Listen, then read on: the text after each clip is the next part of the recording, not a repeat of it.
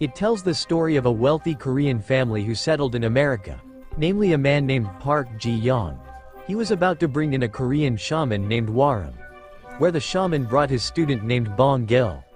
The two of them took a flight to America.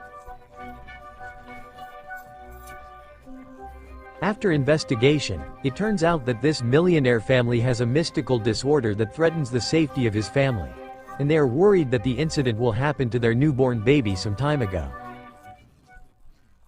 의성 착용이라. 입니다. When Waram arrived at Ji-young's residence, then he realized that his family was in darkness.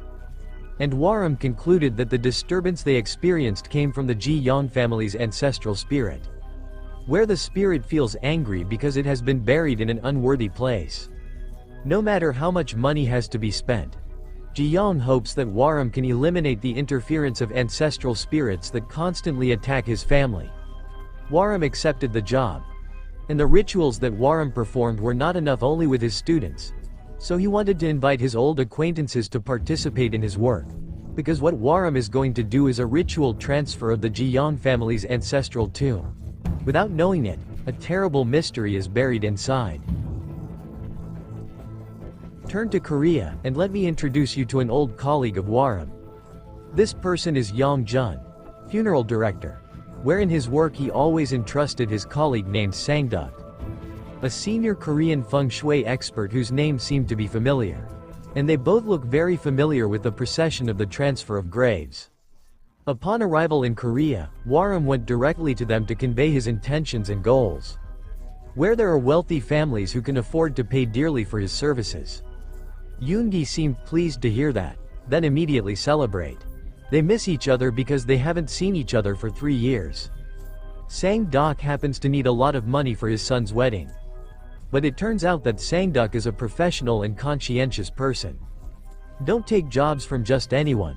So Ji-young even bothered to fly from America to Korea to meet with Sang-duk. Without further ado, Ji-young directly explained everything that happened, where he hopes to move the tomb soon, although his mother and aunt are clearly against it. But as a father, he will do anything for the safety of his baby. Ji-young also added that the procession was carried out as much as possible secretly, without involving government administration. Feeling a little uncomfortable, Sang-duk not only accepts the job, and want to see the ancestral tomb first. They arrive at the tomb area, where Sang-duk feels a bad feeling. There they were greeted by a group of foxes. According to feng shui, fox and tomb is not a good collaboration. And that's not what Ji-young said. That during the life of his ancestors was a meritorious figure for his country. But instead of the tomb of the hero as his resting place, in reality the tomb is far from decent and too simple for a hero. The tomb is located on a remote mountain not far from the border between South and North Korea. Even North Korea is visible from the top of the mountain. But Ji-young argues that it was a time of rampant grave robberies. So that the ancestral tomb as much as possible done simply. And who performed his funeral procession at that time was a monk named Gizyun. Hearing this, Sang-duk also felt that there was something strange about this tomb. Plus Sang-duk finds a nameless gravestone. There is only writing in the form of a series of numbers that Sang-duk believes to be the number of coordinate points, aka longitude and latitude of the location where the tomb is located. And then the bad feeling gets worse. Without thinking, Sang-duk also rejected the job, which makes Waram and the others also feel upset about it. But it doesn't stop there. Ji-young and Waram continue to persuade Sang-duk while they are at the hotel where Ji-young is staying. So Sang-duk explains the reason for his refusal. Besides, Ji-young was hiding something. But Ji-young insists that she is not covering up anything and begs Sang-duk to save the baby. Waram also tried to persuade him to the point that he threatened to look for other feng shui experts, and insist that they must save the life of an innocent baby. Eventually Sang-duk is forced to accept the job. Excavation of the tomb was carried out. Aunt Ji-young was also present to witness the excavation of the tomb. It was my aunt's father's grave. Waram brought some digging personnel who at that time also the ritual procession of digging the tomb was immediately carried out.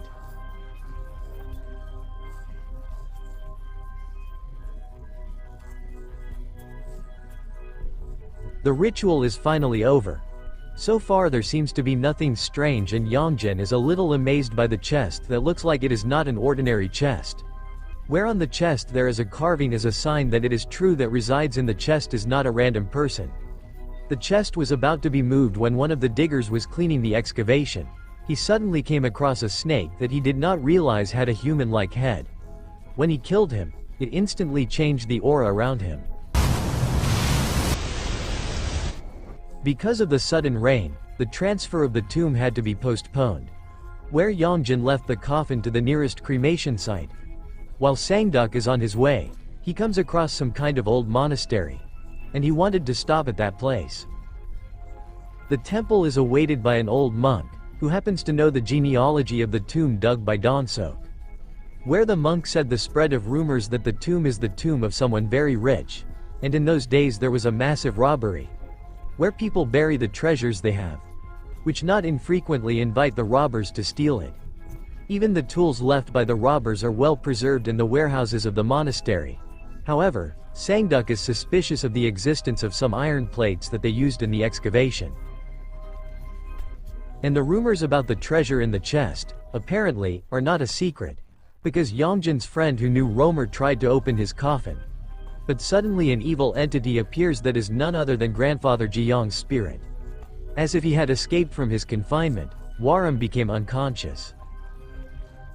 And at that moment the spirit also finished off one by one his descendants.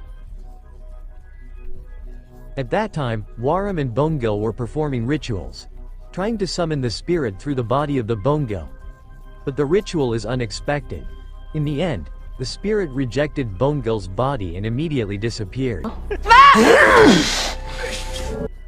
Realizing something bad is about to happen, Sangduk tries to go to the hotel where Jiyong is staying. Jiyong himself receives a call from Sangduk warning him to be careful, which is true when Jiyong talks to Sangduk over the phone. Surprisingly, there was another Sangduk behind the door right in front of Jiyong. I don't know who Sangduk really is, but in a panic, Jiyong obeyed the order from the phone call to open a nearby window. Then he became possessed, like a general leading his army.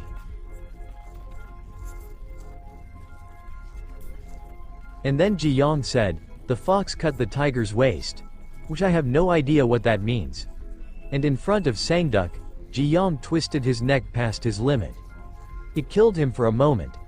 Then the spirits of the ancestors came to baby Jiyong and wanted to finish him off. Whereas Sangduk, who is conscious, directly contact Aunt Jiyong to allow cremation to take place immediately. Aunt was surprised to see him, because he didn't approve right away. After a while, the aunt finally agreed. When cremation is carried out, the spirits of the ancestors instantly disappear. Even the baby was saved.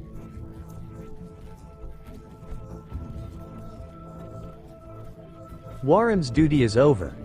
They move as usual, but not with Sangduk, as if welcoming his bad premonition.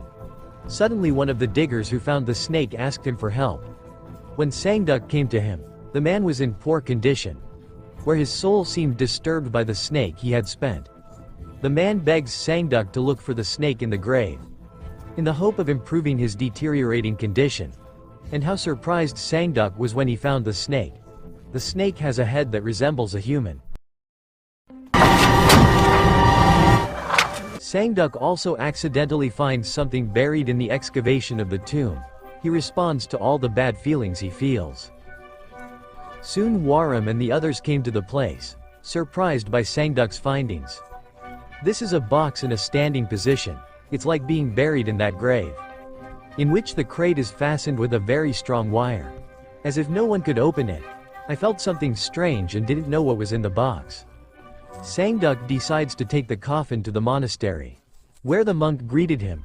Jiyong's aunt was also informed of the findings. He didn't even seem to know how the chest was there. But in the end the aunt was frank about who her father really was. His father was a traitor who had sold his country during the Japanese occupation. That's what Jiyong is hiding. From there, the source of the Jiyong family's wealth, and also caused the family to settle in America. And the monk Gizyun who buried Jiyong's ancestors was not a monk of Korean descent, but a descendant of Japanese invaders. From here at least Sangduk can estimate what really happened. Aunt put her hand on the box. and promised to pay in accordance with the agreement that has been given. They decided to spend the night there. But in the middle of the night, suddenly Bongil had a strange dream. The monk stood in front of him and said that the organs in his body were missing. With a sad state of affairs. When Bongil looked into the monastery storerooms, it really happened. I do not know what kind of creature did it, but it clearly illustrates the panic on Bingil's face. And Waram and Bongil opened the storehouse where the chest was. The chest was destroyed and its inhabitants disappeared somewhere. Bongil also intends to wake Yongjin and Sangduk, but suddenly, a large tall figure appeared before Waram, where the figure is dressed in a Japanese samurai combat suit. The spirit of the samurai general said in Japanese that immediately brought Waram to his knees. Fortunately, Waram is fluent in Japanese. At that time he claimed to be his servant. The spirit is also tested by asking Waram a snack in the form of melon or fish that will be given to the mistress.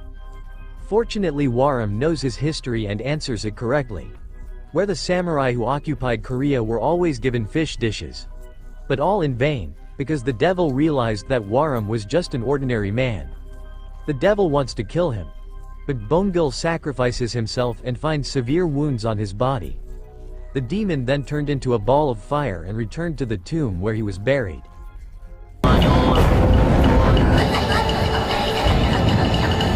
Fortunately, Bongil was saved, who is now under treatment. Waram turned to his aunt for help and a little shaman who was ready to help him. Waram intends to call back the spirits who turned out to be the spirits are not arbitrary spirits that can only be eliminated with spells. Elsewhere, Sangduk is still at the monastery's storehouse to check on the missing relics of the robbers. Mr. Monk told him, and he found a book about robbers that I thought they were Taoists. And from here everything is revealed. For those of you who have other notions or interpretations, please just write in the comments. Sangduk realizes that the relic is not the relic of the robbers, but the Korean patriots who believe that after the Japanese occupation of the army, and Japanese shamans plant iron pegs that are believed to absorb positive energy from Korean soil, which even today is believed to be one of the causes of the split of the Korean peninsula, including the monk Gizyun, who did not accept the defeat of Japan. Of course, he planted the iron peg he planted in Jiyang's ancestral tomb. And Sangduk believes that in the excavation of Jiyang's ancestral tomb there is an iron pole in it, where the monk Gizyun takes into account the exact location of the coordinates of the ancestral tomb of Jiyang in the border area between South and North Korea, which he then engraved on the tombstone of Jiyang's ancestral tomb. And this is what Jiyang meant when he said, "The fox injured the tiger's waist," because the tiger itself is analogous to the Korean peninsula. Meanwhile, the snake found by the digger was interpreted by me as a snake demon that could be the initial seal of the Japanese samurai spirit, because the snake symbolizes water. The soil of the cemetery is its soil element, while the coffin is a wooden element. Fire and metal are the property of the samurai himself. When the snake dies, the balance of the 5 elements is lost, and opened the initial seal that keeps the samurai spirit. Realizing this, Sangduk tries to find the iron pole. But instead of finding him, he finds an incarnation of the samurai spirit living inside the tomb. He explained everything in front of Waram and his friends, and decided to find an iron peg at the burial site. They arrived at the cemetery, where they throw fish to lure the devil. Soon after, the devil rose from his grave. On that occasion, Sangduk and Yongjin searched for the presence of iron pegs, but they could not find it. While Waram faces demons, fortunately she is protected by the spirit of her grandmother, who is a famous shaman in Korea. Elsewhere, Bongil suddenly comes into contact with the devil as a sign that Bongil is in his grasp, where Aunt Waram tried to hold him.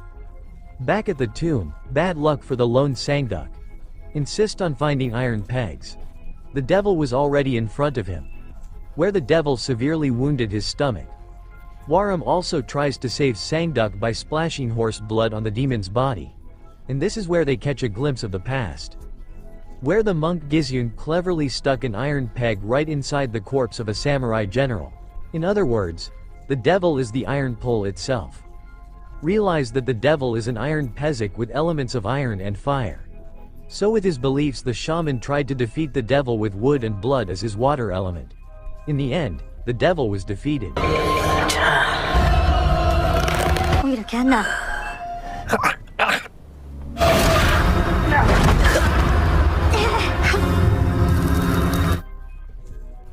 And fortunately, everything was saved. Where Sangduk happily celebrates their daughter's wedding, while Warum and the others carry out their duties as usual. Although it cannot be denied that a sense of trauma still remains in their hearts, and the movie ends.